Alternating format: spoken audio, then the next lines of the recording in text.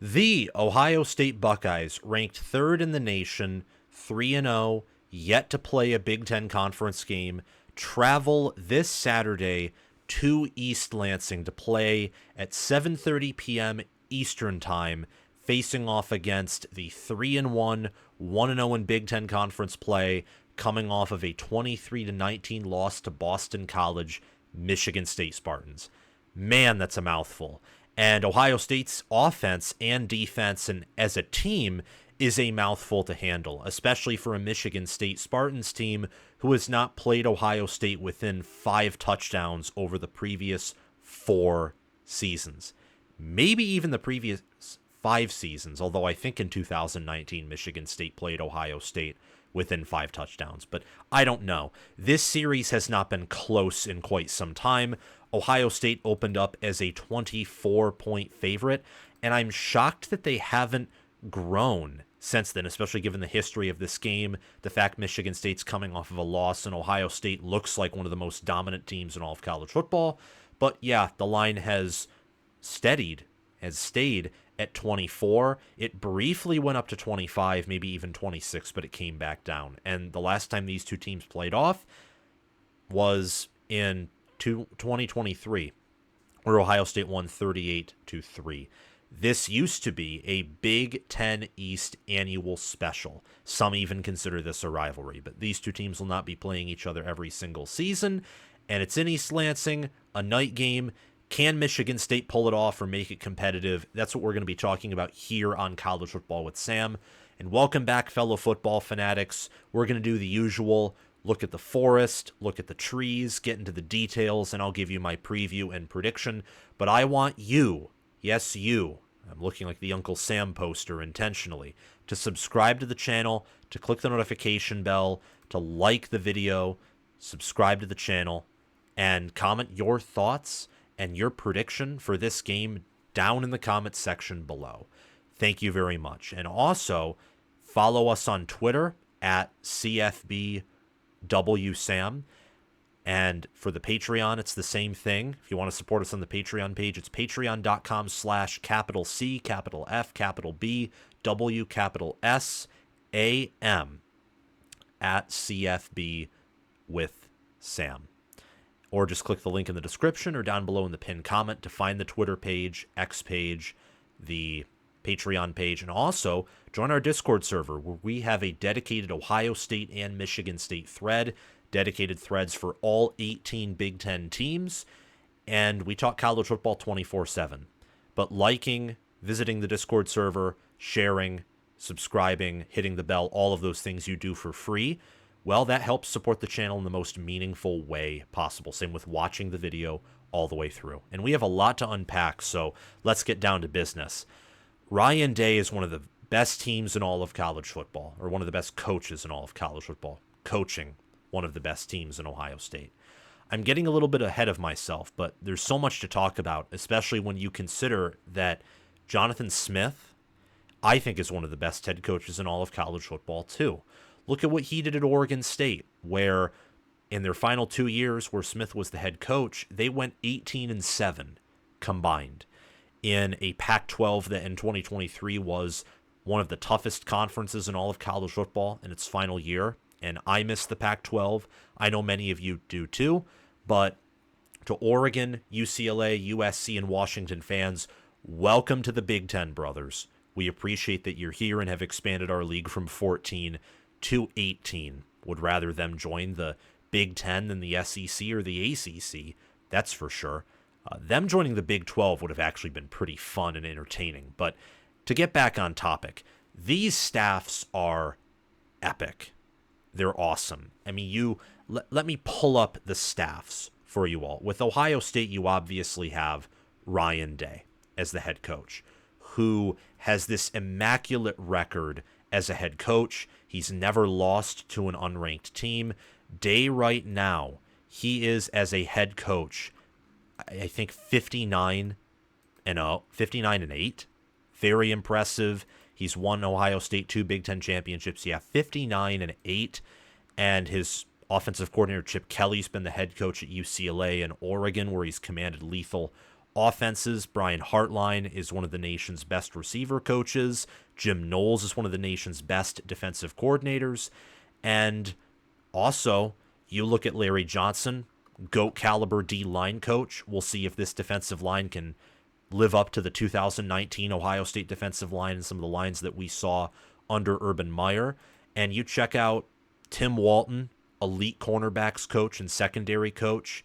You see James Laurinaitis, Buckeye legend, who's coaching their linebackers, and Carlos Loughlin, who's could be an elite running backs coach. I said when Michigan hired away Tony Alford and Ohio State hired Loughlin to replace him that he was one of the few running backs coaches that Ohio State could have hired that would have not made much of a downgrade to the coaching staff, or would have leveled off Alford's departure, or perhaps would have upgraded the running back room. Like, Loughlin's an awesome running backs coach. And that's Ohio State. You check out Michigan State. Michigan State's Brian Lindgren is an awesome offensive coordinator. Joe Rossi has fielded top 10 defenses at Minnesota in 2021 and 2022. Their receivers coach and Courtney Hawkins has developed Jaden Reed, Keon Coleman, and others. He even recruited Nick Marsh, who's honestly had an impressive run as a true freshman. Not necessarily, I think, to the same degree that Ryan Williams at Alabama or Jeremiah Smith has at Ohio State, but it's been close. So maybe it'll be the battle of true freshman All-American wide receivers in East Lansing. Blue Adams is a good DB coach. Jim Michalczyk, as the offensive line coach, is elite in his business. And Brian Wozniak is a great tight ends coach and also the recruiting coordinator for the Spartans. That's just the staff, though, and I don't want to spend too much time on this because that'd take up the whole video. But honestly, it's better to spend time talking about their staffs, because when you look at the comparisons between these two teams, Ohio State's viewed as 30.9 points better than the average college football team per SP+, and per Bill Connolly's power ratings, SP+ for short, Michigan State's viewed as negative 0.6 points better than the average college football team. It's just, the disparity between these two teams is crazy. It's like nothing's changed since the previous 3 seasons, where Ryan Day just owned and body slammed and broke the back of Mel Tucker and his Spartans program. The staff has majorly upgraded. Scotty Hazelton for MSU is gone. You look at Jay Johnson, he's gone. Mel Tucker, gone. That 3-headed monster of incompetency has been replaced with the 3-headed hydra of eliteness or of competency, whatever adjective you want to use. But again, as I've said in videos covering Michigan State, it's year 1. For Ohio State, Ryan Day is well within his tenure. Being here since 2019, Ryan Day has seen the pre-NIL, pre-transfer portal era and the current NIL and transfer portal era. He has witnessed college football evolving. He is in his 6th season. 6th season at a blue blood program, a program in Ohio State who's consistently the most talented team in the Big Ten and will probably remain that way forever, compared to Michigan State, who's a good program, but they've had a lot of bad teams in a row, and their roster was completely changed in this 2024 preseason. So that's why you see the disparity between these two teams in power ratings, also because of performance. And in FPI, Ohio State's viewed as 26.2 points better than the average college football team. For Michigan State, they're only about a point and 8/10 better than the average college football team. And this pans out in points per play margin. Ohio State scores on average 0.699 more points per play than their opponents do per play, which is insane dominance, even factoring in their weak strength of schedule. Think about it this way. Ohio State is first in points per play margin, playing a weak sauce strength of schedule. Michigan last year was number 1 in points per play margin, playing a weak sauce strength of schedule. Michigan won the national title and were by a, not mile, but actually no, yeah, by a mile the best team in all of college football last year. I think Georgia was overinflated by wins over Kentucky, Ole Miss, and also Florida State. Florida State was essentially a group of 5 caliber school in that Orange Bowl. Michigan was the best team by a mile last year. Ohio State, through 3 games, number 1 by a significant margin in points per play margin. And with the talent they have and the experience they have, their experience this year is a lot like Michigan's experience last year, they could be the number 1 team in the country by a mile. Even better than Texas by a significant margin, better than Alabama or Georgia, or next closest in the Big Ten, Penn State, by a significant margin. Could. Just like this time last year, it was thought that Michigan could be that good. We'll have to wait and see if that pans out here. But they're very dominant. Michigan State, meanwhile, is barely scraping by. On an average basis, they only score 0.033 more points per play than their opponents do. That comes from close games against Florida Atlantic, Maryland, and Boston College, where Michigan State is 2-1 in those one-score games. Their only huge game where they were impressive, and points per play margin doesn't factor this in because I get these stats from teamrankings.com, which doesn't count FCS games. Only game where Michigan State was dominant in was against lowly Prairie View A&M, where they won 40-0 in a shutout over a team they should have and did shut out. And further, Ohio State is 6th in game control. They have the 131st toughest strength of schedule, one of the weakest strength of schedules in all of college football, and yet ESPN's game control adjusts for strength of schedule, and they view Ohio State right now as the 6th most dominant college football team.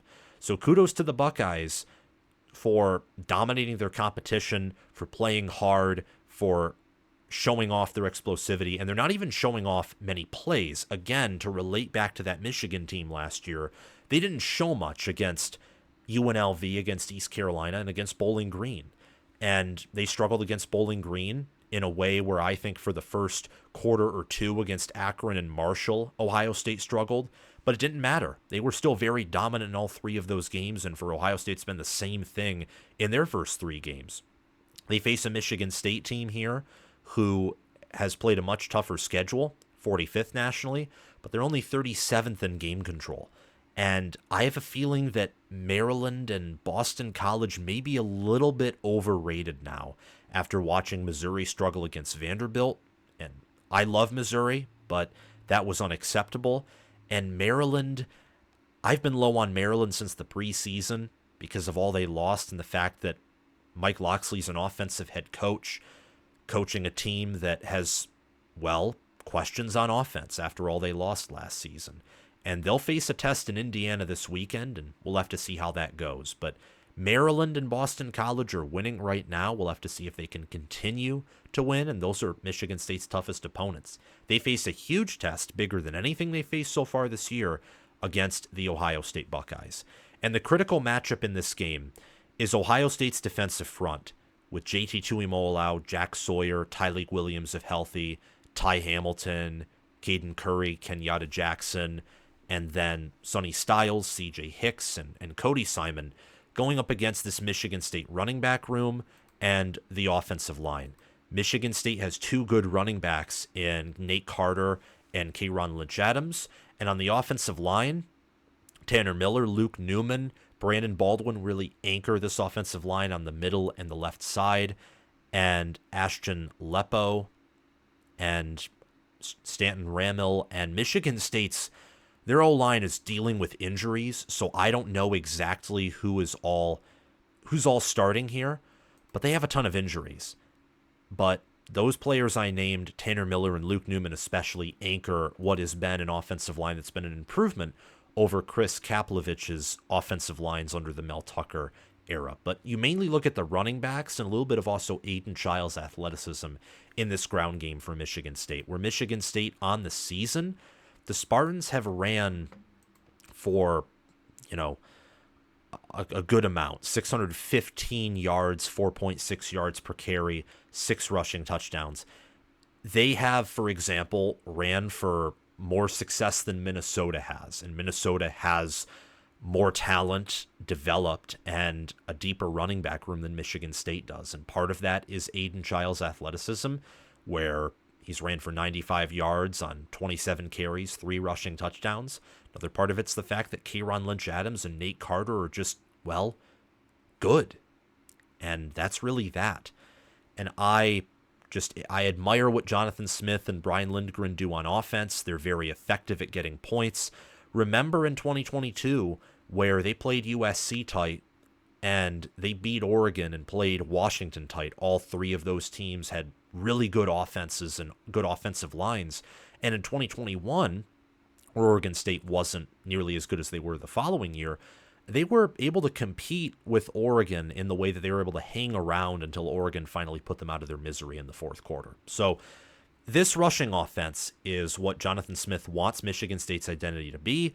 If they focus on the run and cut down on some turnovers in the passing offense, that's their key to win, is running against an Ohio State defense that's very conservative, doesn't like to send typically more than 4 or 5 guys forward and just pick up 3 or 4 yards per carry, shorten the amount of drives that Ohio State has, control the clock. That's Michigan State's path to having a chance in this matchup.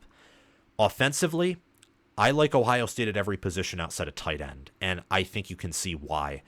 You look at passing yards per game. Ohio State right now is averaging just 311 passing yards per game, which is 15th nationally, on 20.3 completions per game, which is 47th, and 30 passing attempts per game, which is 69th.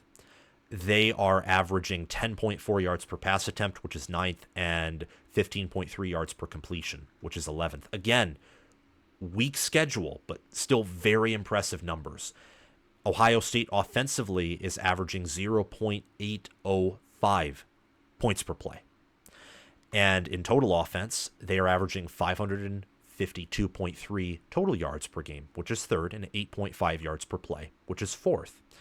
They are averaging 7.1 yards per carry, which is 3rd, and 241.3 yards per game on the ground, which is 9th. I mean, these numbers are,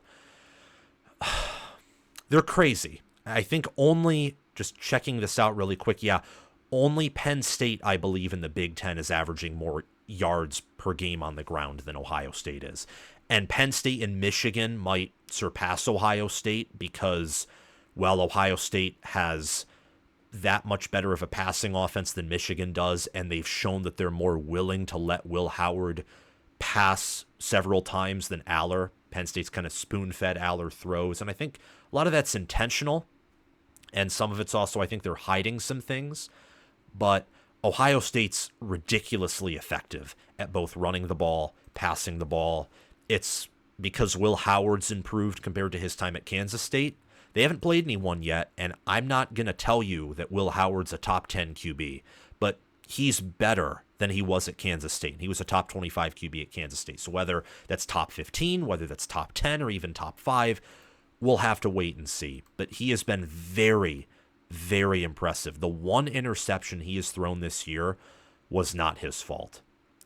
He could have thrown it a little bit better, but it was really a flukish play in my mind. Just should have thrown it more forward or closer to the boundary of his receiver rather than the inside. It was just, call it what it is, just one mistake, and it wasn't really that much of a bad throw. It was also good coverage by Marshall's defensive back. Howard is 51 of 75 for 795 yards, 6 touchdowns, a pick, completing 68.9% of his throws, averaging 10.7 yards per pass attempt.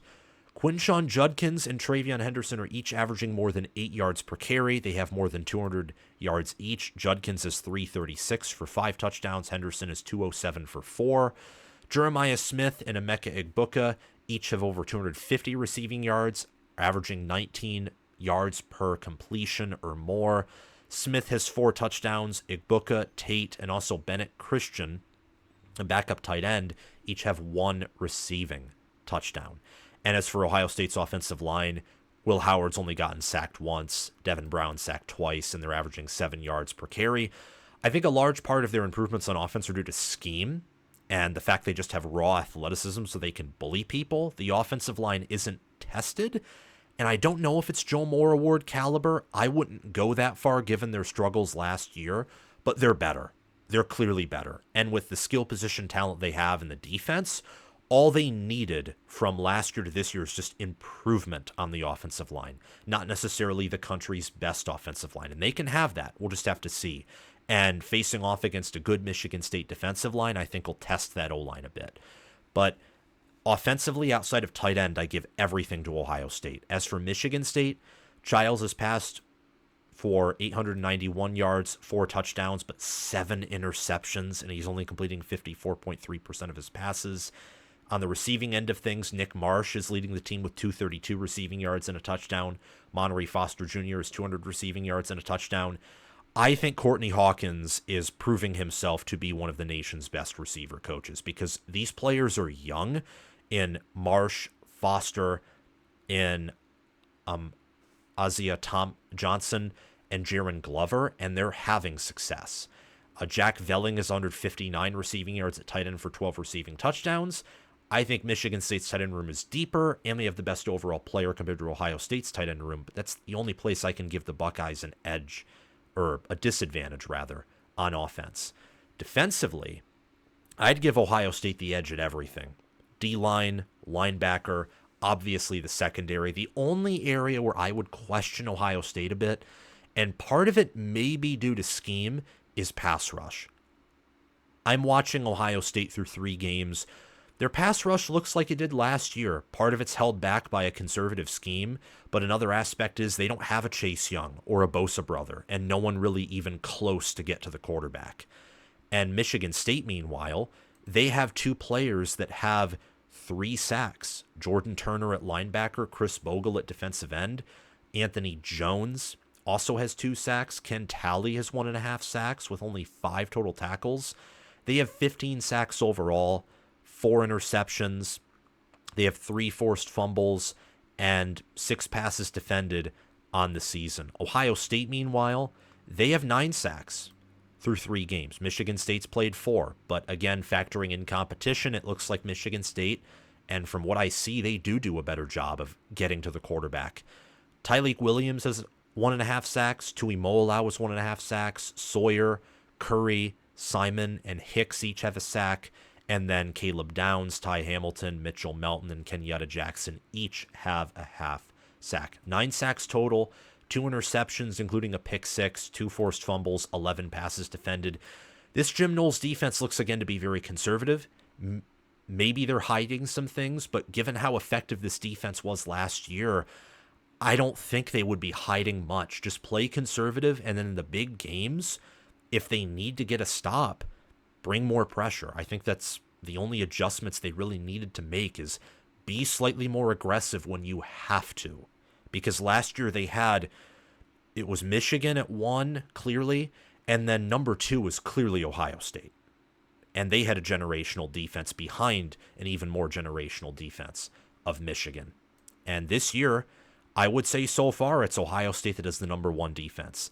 They've showed that they can be a little bit vulnerable in the run, but their vulnerability in the run this season and to a little bit last year, I think it was more pronounced last year than it will be this year, is similar to Michigan's vulnerability in stopping big passing plays last year, where Maryland and Washington and Ohio State were able to gash them deep sometimes. I think it's similar with Ohio State this year. They're not going to be bad at stopping the run, but there will be moments where they're vulnerable at stopping it. But I think overall that you check out the secondary, the linebacker, the D-line. Ohio State's so much better than MSU. I mean, I would take Sawyer, Hamilton, Williams, JT Tuimoloau, Sonny Styles, Cody Simon, Denzel Burke, Lathan Ransom, Caleb Downs, Jordan Hancock, and Davison Igbinosun and their backups over Jalen Thompson, Alex Van Sumeren, Daquan Deuce, Chris Bogle, Cal Halliday, Jordan Turner, Charles Brantley, Nakai Martinez, Angelo Gross, Ed Woods, and Avion Gross. I just would. I think that Michigan State's D-line is a very underrated defensive line, and I do think that, honestly, they maybe get better and probably are better, given that Michigan State was able to do well against Maryland and Boston College at getting to the quarterback than Ohio State is at getting to the quarterback. But If Ohio State's better at stopping the run, if they're better at just straight up defending the pass one-on-one or in coverage, and they're better at tackling, and MSU's only better at getting sacks, well, you know that Ohio State has a much better defense overall, and they do. Looking at the trenches, I would give Ohio State the overall trench advantage. I think Ohio State's offensive line is better than MSU's, and their defensive line is better than Michigan State's. No more comment on that. As for special teams, though, Ohio State has struggled on special teams this year, nearly had a muff punt against Marshall, 3 kicks out of bounds against Marshall, and they have had questionable special teams year over year over year. I just got to see it to believe it. Maybe that'll show up in this game. As for Michigan State, they have a great punter in Ryan Eckley and a kicker in Noah Kim who's accurate and has a very strong leg. So I got to give the edge to Michigan State in regards to special teams. As for coaching, Day's a better head coach than Smith, one of the best in the business. I really love Ryan Day and just admire him. And this is coming from, by the way, a Michigan fan. I like Day. I really do. And I think that he is one of the better head coaches in all of college football, and he will win a national championship or national championships plural with the Buckeyes. The offensive coaching staff, just witnessing what I have saw thus far in the season, I'd give to OSU. I would have given it to Michigan State in the preseason, but I think that Justin Fry has done a moderately good job with the O-line so far this year. Chip Kelly's impressed me a lot with the offense. It's also more so been about Michigan State. I did not expect Michigan State's offense to struggle this much. Granted, I also didn't expect their defense to be as good as I think it is. But that is interesting. And I'd also obviously give Ohio State the edge defensively. Jim Knowles is one of the best coordinators in all of football, and he has some of the best assistant coaches. There's one caveat to this, though. When it comes to strength and conditioning, I do think Mike McDonald is one of the best in the business, and I think Ohio State's been a little bit lackluster in strength and conditioning these previous few seasons. So with Ohio State, before I say their strength and conditioning is elite, I have to see them beat an elite team who's especially physical. And as for Michigan State, Mike McDonald did a phenomenal job developing players at Oregon State and making them one of the most physical teams in all of the Pac-12 in both their down years and high years. So I got to give the edge to Mike McDonald over Mickey Marotti here for the Michigan State Spartans. But strength and conditioning at this point is not, of course, totally done because you still do training and practice, but strength and conditioning is more of a preseason thing from my understanding that just, of course, carries over. And something that I look to is the fact that Michigan State, with all their injuries against Boston College, still put up a good fight, and if not for their turnovers, could have dominated Boston College. That's a sign of a well-conditioned team. But ultimately, I'm picking Ohio State to cover here and win 45-17. I think that Jonathan Smith and his offensive staff and the players they have on offense will be able to score some points, because I think they're going to try and do everything to win this game, because I think they're a good coaching staff, and Jonathan Smith has a history of playing some teams who are at an elite level or close tightly. But I don't think that'll happen here, because Ohio State, if they struggle to run the ball, will just throw it over the top of a secondary that's very damaged, and I don't think they'll struggle to run here, because the scheming, the backs, the improvements on the offensive line have all culminated in the fact that I believe Ohio State will have success on the ground this year against probably everyone except for maybe Penn State and Michigan, and even then I think they'll have moderate success. And even the nation's best rushing attacks I think would only have moderate or just above average success against those defensive lines. Maybe that'll be the case for Michigan State, but I think Will Howard and his receivers against Michigan State's DBs, and also Aiden Childs and his proclivity to turn over the football against the nation's best secondary is just a matchup nightmare. So I'm taking Ohio State to cover the 24-point spread and win 45-17. Thank you all so much for watching this video. Remember to like, subscribe, hit the notification bell, and comment your thoughts down below.